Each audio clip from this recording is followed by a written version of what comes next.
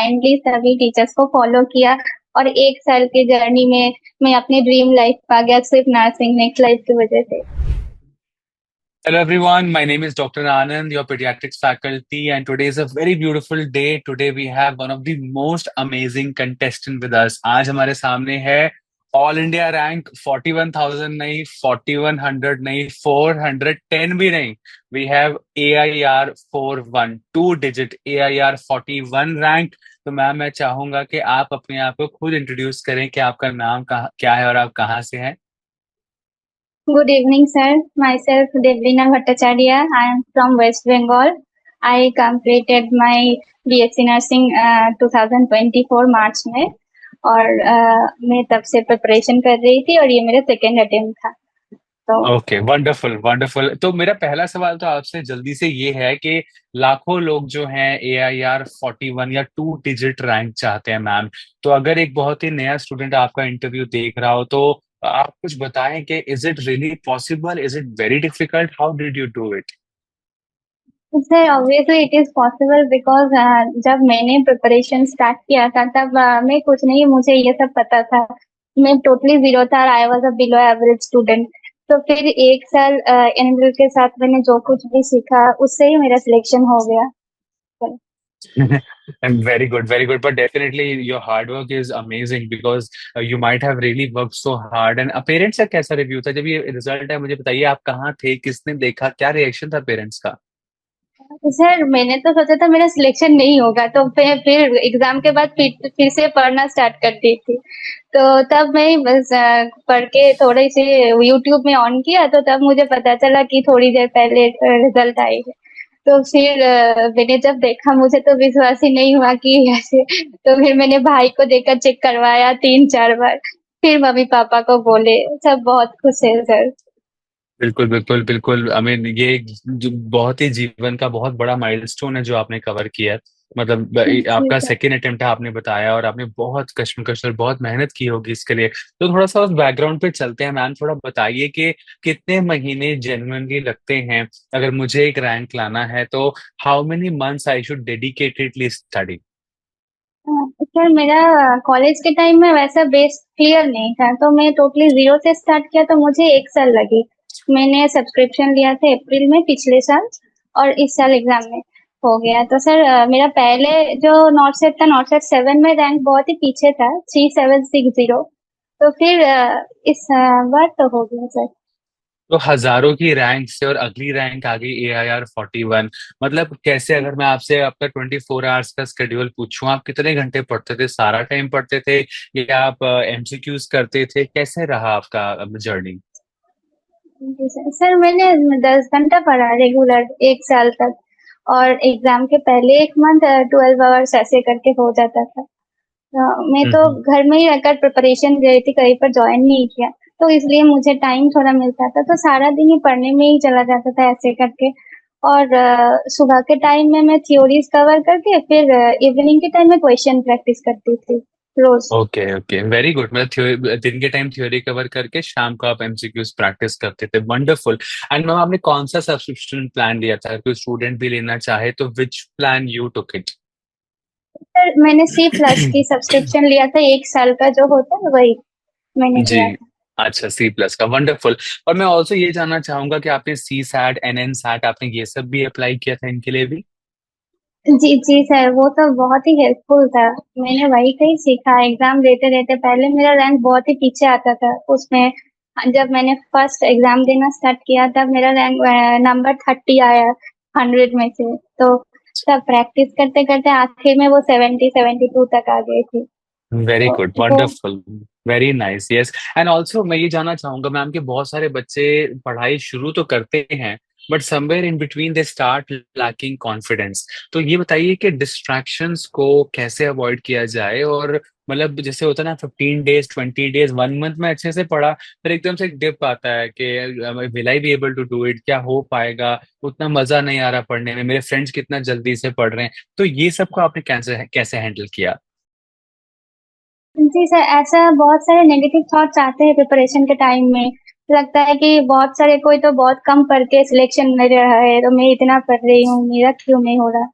तो सर मैंने ऐसा ही सोचा कि हर कोई का तो कैपेसिटी डिफरेंट होता है, शायद मेरा कम है तो इसलिए मुझे ज़्यादा पढ़ना है।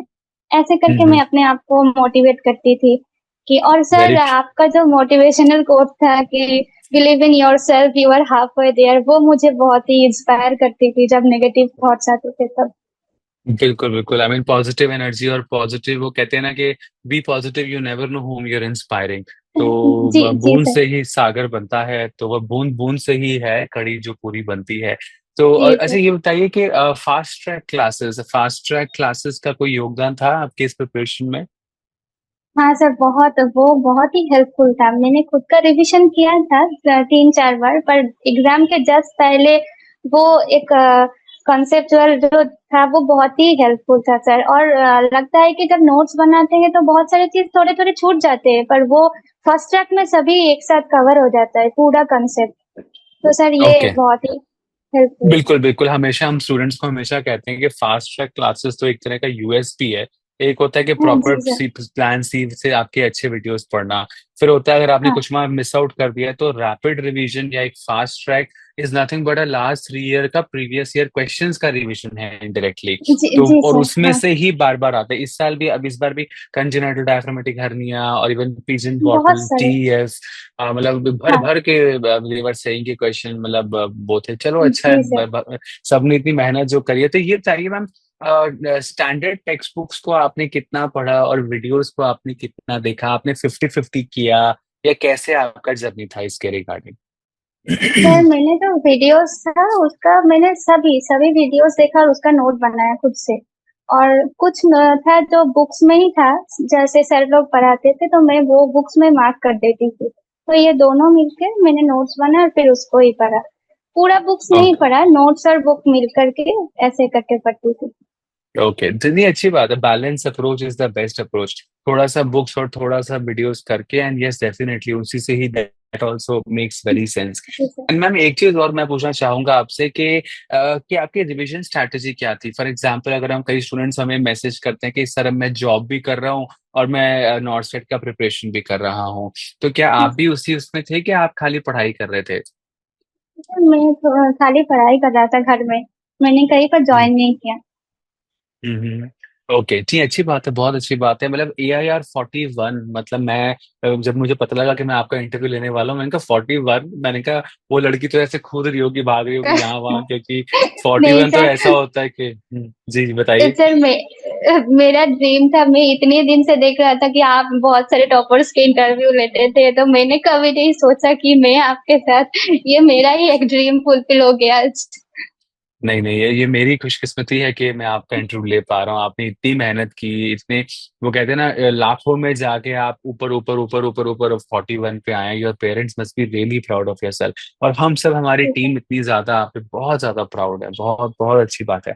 अच्छा, अगला पॉइंट पे पढ़ते हैं। अगला क्वेश्चन मेरा ये है मैम कि नर्वसनेस और एंजाइटी को कैसे दूर किया जाए? कभी कभी कहते हैं ना, लास्ट मोमेंट रिविजन, हम एकदम से हताश हो जाते हैं या घबरा जाते हैं, एंजाइटी बहुत ज्यादा हो जाती है कि 18-19 सब्जेक्ट पढ़ने हैं, उनको रिवाइज भी करना है, तो उसको आपने कैसे, आपने पॉजिटिवली हैंडल किया?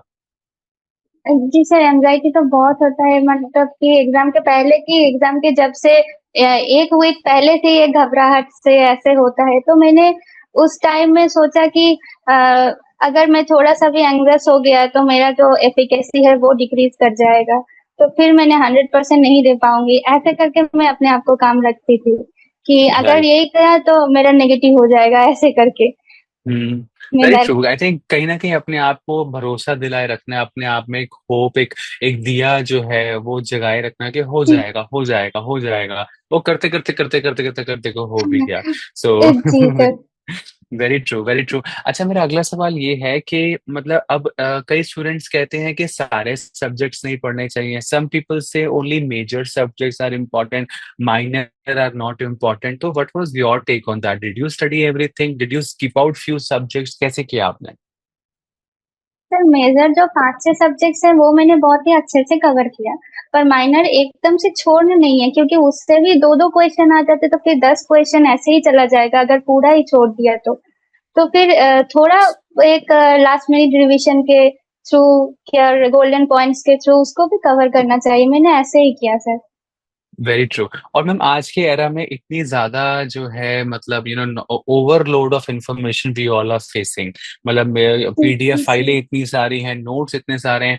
ये वो फास्ट ट्रैक उस फैकल्टी का अच्छा है, वो चीज वहाँ यूट्यूब पे अच्छी है। तो आपने एक ही जी सोर्स सर। को फॉलो किया कि आपने मल्टीपल सोर्सेज को फॉलो किया? नहीं सर, ये गलती मेरा पिछले बार था कि मैंने सोचा कि बहुत सारे की स्ट्रेटजीज जो सुनकर कि बहुत सारे बुक्स का नाम बहुत लोग कहते हैं, तो मैंने सोचा अगर ये नहीं पढूं तो मेरा तो सिलेक्शन नहीं होगा। तो फिर मैंने सभी कुछ कुछ करके पढ़ के गई, तो ऐसे करके बहुत सारे नेगेटिव हो गया। तो फिर मैंने हम्म। सोचा कि एक ही बुक पढूं, बहुत बार पढूं तो उस जो आएगा वही करूंगी और नहीं आएगा तो नहीं। तो ऐसे करके फिर मैंने खूब बहुत ही कम रिसोर्स से पढ़ा है, बट बहुत बार रिवीजन किया है उसको। Very true. वो कहते हैं ना कि 10 किताबों को एक बार नहीं, एक किताब को जी 10 बार पढ़ो। जी सर, इसीलिए मेरा पिछले बार रैंक बहुत पीछे आया था। ओके ओके, ठीक है। अच्छा, अगला सवाल मेरा आपसे बहुत इंपॉर्टेंट ये है कि कुछ ऐसी एक या दो गलतियां बताइए जो आपने इस बार की, जो आपका रैंक और भी अच्छा आ सकता था। अगर कोई नया बच्चा आपका इंटरव्यू देखता है, फॉर एग्जांपल हम कभी कभी इंस्टाग्राम में स्क्रोलिंग इतना करते हैं तो आधा पौना घंटा बीत जाता है, हम कभी नेगेटिव होते हैं तो पूरा दिन हम डूबे रहते हैं उसके अंदर। तो मुझे एक या दो ऐसी छोटी मोटी खामियां अपने बारे में बताएं जिससे आपका रैंक इंप्रूव हो सकता था, और जो स्टूडेंट ये इंटरव्यू देख रहा है तो वो भी सोचे कि अच्छा ठीक है यार, मैं ये गलती नहीं करूंगा। जैसे आपने बताया कि मल्टीपल सोर्स नहीं, एक सोर्स को पकड़ना है, एक तो आपने ये बता दिया। और कोई एक और दो पॉइंट बताइए कुछ ऐसा। जी सर, वो रील्स के चक्कर में बहुत टाइम वेस्ट होता है और थोड़ा देर पढ़ने के बाद ही मन करता है कि फ़ोन तो एक बार चेक कर लूँ। तो इसीलिए मैंने फ़ोन पर टाइमर लगा दी थी। और वो जब टाइम चलती थी तो जब फ़ोन देखने का मन करता है, वो तो टाइम कटना पड़ेगा। तो फिर फ़ोन को देखने का थोड़ा टाइम कम हो गया ऐसे करके। ओके ओके, तो मतलब आपने सही बताया कि टाइमर लगाएं। अगर एक स्टूडेंट टाइमर लगा ले कि अगर मुझे अगर हाँ, ब्रेक लेना है तो 7 मिनट्स का है या 9 मिनट्स का, तो वो 9 मिनट्स का टाइमर लग जाए तो ऑटोमेटिक टाइमर हाँ। बजेगा। तो बस आप अपने आप को दृढ़ निश्चय करना है कि I have to come back to studies. तो ठीक है, साउंड्स वंडरफुल। तो आपका ओके, आपका overall experience nursing next life में कैसा था? मतलब आपका टीचिंग एक लर्निंग एक्सपीरियंस और टीचर्स एजुकेटर्स, आपका ओवरऑल एक्सपीरियंस कैसा था? सर बहुत ही अच्छा। मैंने जब स्टार्ट किया मैं कुछ भी ऐसे करके नहीं जानती थी, तो मैंने एकदम जीरो से ब्लाइंडली सभी टीचर्स को फॉलो किया। और 1 साल की जर्नी में मैं अपनी ड्रीम लाइफ पा गया सिर्फ नर्सिंग नेक्स्ट लाइफ की वजह से। तो मैं बहुत ही आभारी हूँ सर आप सब लोगों की। नहीं नहीं, हम आभारी हैं आपके कि आपने विश्वास किया, कि आपने कोशिश जी की। आपने, जी हम जो जी देखो कहते हैं ना कि भाई फॉलो वन एजुकेटर रिलीजियसली, एक किताब किताब को पढ़ो। मुझे 100 बच्चे क्वेश्चन पूछते हैं, इससे हो जाएगा? सिर्फ 80 पेजेस का पीडियाट्रिक्स आप पढ़ाते हो, इससे आ जाएगा? और सारे के सारे क्वेश्चन वहीं से आते हैं, क्योंकि वो कहीं ना कहीं वो जी नोट्स लास्ट के 10-15 साल के प्रीवियस ईयर क्वेश्चन ही हैं। देखो, hard work versus smart work plays a very important role. सारा कुछ जी सब जी कुछ नहीं पढ़ना, वो तो कोई चाहता ही नहीं एग्जामिनर। आपको स्मार्टली पढ़ना है, टू द पॉइंट पढ़ना है, टॉपिक्स ओरिएंटेड जी पढ़ना है और पीवाईक्यूज पढ़ना है। मतलब इतना भी अगर जी किसी जी। को समझ में आ जाए तो आई थिंक जर्नी बहुत बेटर हो जाएगी। क्या लगता है आपको? हाँ सर, वो एकदम सच यही है, क्योंकि टाइम बहुत ही कम है। अगर हम सारे कुछ पढ़ने चले तो 1 साल एक ही सब्जेक्ट में बीत जाएगा। तो इसीलिए हम्म। स्मार्ट स्टडी बहुत ही इम्पोर्टेंट है। तो वेरी ट्रू, अपना। Very true, very true. ये लाइन आपने बहुत अच्छी बोली कि अगर हम एक इतना ज्यादा ज्यादा पढ़ेंगे तो 1 साल तो एक सब्जेक्ट को ही पढ़ने में लग जाएगा।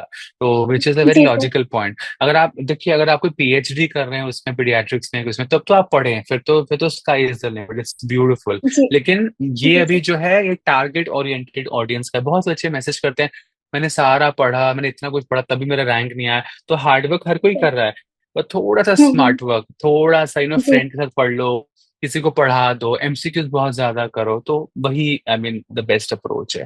तो वेरी जी ट्रू, बहुत अच्छा लगा आपसे बात करके। और मैम आखिरी सवाल, कोई भी ऐसी वंडरफुल एडवाइस या सजेशन आप हमारे श्रोतागण, हमारे ऑडियंस को देना चाहें? बहुत सारे लोग आपको सुनेंगे, बहुत सारे लोग आपसे लर्निंग लेंगे। जैसे कि आपने बहुत अच्छे अच्छे पॉइंट्स बताए। आपने बताया कि एक एजुकेटर को फॉलो करना है, आपने बताया मल्टीपल सोर्सेज के पीछे नहीं भागना है, एक को अच्छे से करना है। आपने ये भी बताया कि दिन में थियोरेटिकल सब्जेक्ट्स करने हैं और शाम को एमसीक्यूज बहुत सारे प्रैक्टिस करने हैं। और आपने एक और इम्पोर्टेंट चीज बताई फास्ट ट्रैक क्लासेस के बारे में। तो ये 5 पॉइंट भी अगर एक स्टूडेंट समझ जाए कि हाँ यार, अगर मैं ये 5 पॉइंट कर लूँ तो मेरा काफी कुछ सॉर्ट आउट है दिमाग के अंदर। सो एनी जी अदर सर। सजेशंस और एडवाइस अगर आप बताना चाहें?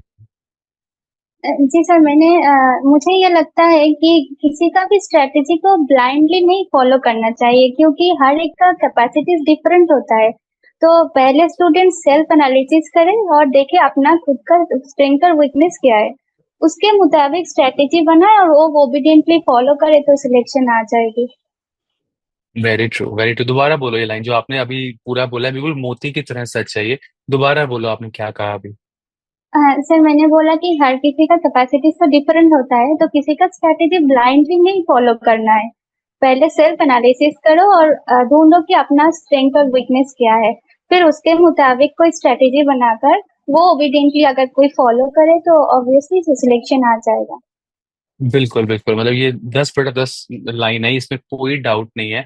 बहुत सारे बच्चे मैसेज करते हैं हमको कि भाई हम सारे इस प्लान सी के वीडियोस देखें या थोड़े देखें या खाली फास्ट ट्रैक क्लासेस देखें।